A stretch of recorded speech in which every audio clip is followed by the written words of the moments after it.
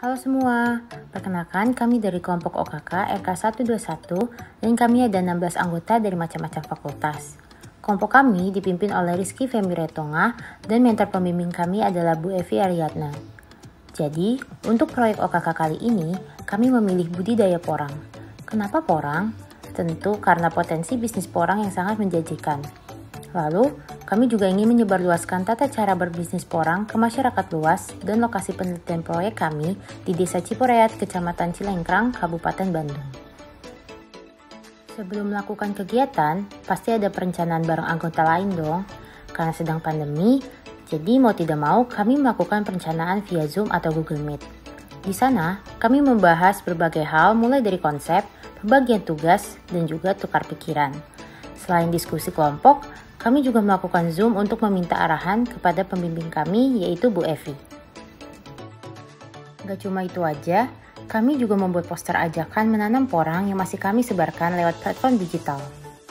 Nah, tadi kami sudah menyebutkan keinginan kami untuk menyebarluaskan tata cara berbisnis porang ke masyarakat. Dan untuk itu, kami telah menyebar Google Form tentang tingkat pengetahuan porang. Hasilnya, formulir diisi oleh 82 orang. Sebanyak 52,4% sekedar mengetahui apa itu porang. Lebih dari 70% pernah mengonsumsi olahan porang dan kurang dari 10% sedang membudidayakan tanaman tersebut. Hal ini menunjukkan bahwa tanaman ini mulai dikenal masyarakat, namun mereka lebih suka menjadi konsumen daripada pembudidaya. Setelah mengumpulkan sampel dari masyarakat, kami bergerak untuk survei lapangan di Desa Ciporeat. Pertama-tama, kami mengunjungi kantor Desa Ciporeat untuk meminta bantuan dan dukungan kepada perangkat desa dengan mewawancarai salah seorang di antara mereka mengenai seputar Desa Ciporeat. Kami mendapati bahwa kebanyakan warga desa yang masih muda bekerja sebagai buruh migran dan peternak sapi perah, dan yang tua bekerja sebagai petani karena tidak mampu untuk beternak. Hal tersebut menjadi tantangan bagi kami untuk mengajak generasi muda membudidayakan porang. Setelah survei tentang penduduk, kami bergegas untuk melihat kondisi lahan. Lahan yang akan kami tanami seluas 500 tumbak atau 7.000 meter persegi.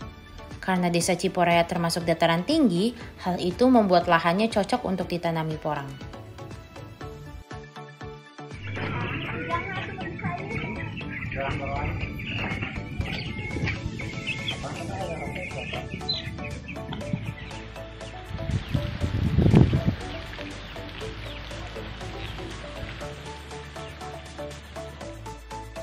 Sementara di lokasi banyak pohon yang cukup rindang yang bisa memfilter atau menyaring sinar matahari agar tidak langsung mengenai porang, karena porang membutuhkan semacam filter agar tidak terkena sinar matahari secara langsung.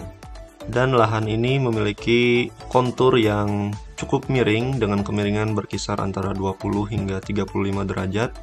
Hal tersebut bermanfaat untuk mengurangi kadar air garam, sehingga porang bisa tumbuh dengan baik. Di pinggir lahan juga terdapat selokan air yang menyambung ke sungai yang juga dekat sekali dengan lahan. Sungai tersebut bisa dimanfaatkan sebagai sarana irigasi atau pengairan dari tanaman porang. Hanya saja di lokasi masih terdapat banyak rumput gajah ya.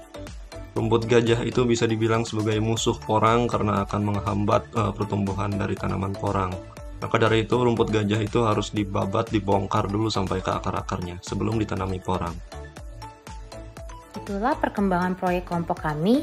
Terima kasih dan sampai jumpa.